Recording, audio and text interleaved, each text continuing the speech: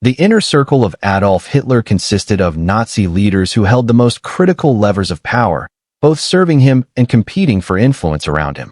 Hermann Göring was once regarded as the second most powerful figure and, for a time, Hitler's successor. He commanded the Luftwaffe and controlled major economic resources during the war. Joseph Goebbels headed the Ministry of Propaganda, manipulating newspapers, radio, and film to build a cult of personality and stir up racial hatred. Heinrich Himmler led the SS and the Gestapo, running the state terror apparatus, the concentration camp system, and the genocide of the Jews. Martin Bormann was the powerful private secretary who controlled Hitler's schedule and access to him, thereby shaping decisions from behind the scenes. Alongside them were generals such as Keitel and Jodl, and advisors like Albert Speer, who helped sustain the war machine until its collapse. As someone who loves history and understands the harshness of war, I study and share these stories. I invite you all to join me in exploring what happened to Hitler's inner circle after 1945. Have you ever stopped to consider this? When an empire crumbles, what becomes of those closest to the seat of power? Do they simply disappear, fading away like smoke in the wind? Or does history, with its relentless grip, drag them kicking and screaming into the harsh light of day? Berlin, in May of 1945, provided an answer to that question, an answer as cold and unforgiving as the German winter. Imagine yourself within the confines of the Führer bunker in the late days of April 1945. Above, the relentless barrage of artillery fire pounds the city into dust. The very walls around you tremble and groan. The air is thick with the musty odor of damp concrete, the acrid smell of gasoline, and the pervasive stench of raw, unadulterated fear. Hitler knows the game is up, the end is near. And his inner circle, those who once orbited him like deadly, unwavering planets, has devolved into a cluster of desperate shadows, each frantically searching for a means of escape or bracing themselves for imminent death. On April 30th, 1945, Hitler takes his own life. Eva Braun, his wife, chooses to die alongside him. A small, cramped room. A firmly closed door. No more grandiose speeches. No more empty promises of a 1,000-year Reich. Only silence, an oppressive, suffocating silence, spreading through the bunker like a chilling wave. But that silence doesn't last for long. Joseph Goebbels, the propaganda minister, a man who believed in Hitler with an almost religious fervor, steps forward as if he alone can somehow keep the dying flame alive. But the flame is nothing but ash.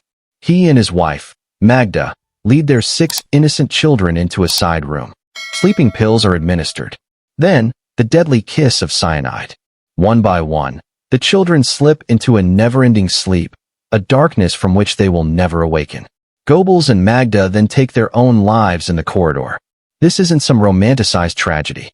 It's the ultimate, horrifying depth of fanaticism, a willingness to drag even your own children into a world that is already dead and rotting. Still lurking in the depths of the bunker that night is Martin Bormann, Hitler's gatekeeper, the man who once controlled every piece of information and every person who had access to the Führer. He attempts to flee the inferno of Berlin, navigating through a landscape of fire and Soviet tanks. He vanishes into the ensuing chaos. For years, rumors persist. Had he escaped abroad? Assumed a new identity? But decades later, his remains are discovered near a Berlin rail yard. Bormann died during that desperate escape. A man who built his life on controlling the paths of others met his end on the path he himself had chosen. Elsewhere, Heinrich Himmler, head of the dreaded SS and the chilling architect of the Nazi terror machine, is conspicuously absent from the bunker.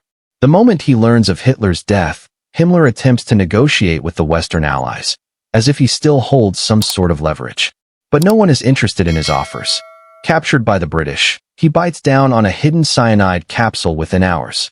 Fast. Quiet. No trial to face. The man who instilled fear across Europe above all else feared justice himself. Hermann Göring chooses a different, more theatrical path. Once considered Hitler's most likely successor, he is branded a traitor in Hitler's final, paranoid days. Captured and brought to the Nuremberg Trials, Göring still plays the part of royalty, delivering his testimony like a seasoned politician performing on a grand stage. But the death sentence looms large. The night before his scheduled hanging, he swallows cyanide. A last-second escape from the hangman's noose. A man who reveled in spectacle orchestrates his final exit, leaving on his own terms. Then there's Albert Speer, Hitler's architect and armaments minister. Speer opts for survival through carefully crafted narrative. At Nuremberg, he accepts moral responsibility for the Nazi regime's actions, but carefully distances himself from direct involvement in specific crimes, cultivating the image of a repentant Nazi. He receives a 20-year prison sentence, walks free in 1966, and later publishes best-selling memoirs. Yet the nagging question lingers. Was he truly remorseful? Or was he simply constructing one last elaborate structure, a story he could live inside for the remainder of his days? Other faces from Hitler's inner circle pass through the Nuremberg trials like shattered pieces of glass, landing where they ultimately must. Ribbentrop, the foreign minister who signed so many grim pacts, is hanged. So, too, are Keitel and Jodl, the generals forever linked to brutal and inhumane orders. Donitz, handpicked by Hitler as his successor, briefly rules for a few weeks before his capture and imprisonment. Each verdict is another nail hammered into the coffin of the twisted world they had once envisioned. And then, finally, the war ends. But the ultimate fate of Hitler's inner circle isn't simply death or imprisonment. It's the utter and complete collapse of a monstrous illusion. Some died out of blind loyalty. Some died consumed by fear. Some lived long enough to retell their stories in the most self-serving way imaginable. But none of them carried their old power past the year 1945. History is like a late-season snowfall. When it finally arrives, it doesn't discriminate based on past status or power. It simply blankets everything equally, leaving only footprints for future generations to examine and ponder, asking themselves, why did they walk so far into the darkness? If you're interested in more stories from the aftermath of the war, tales of crimes exposed, and the world attempting to piece its shattered morality back together, please like and subscribe.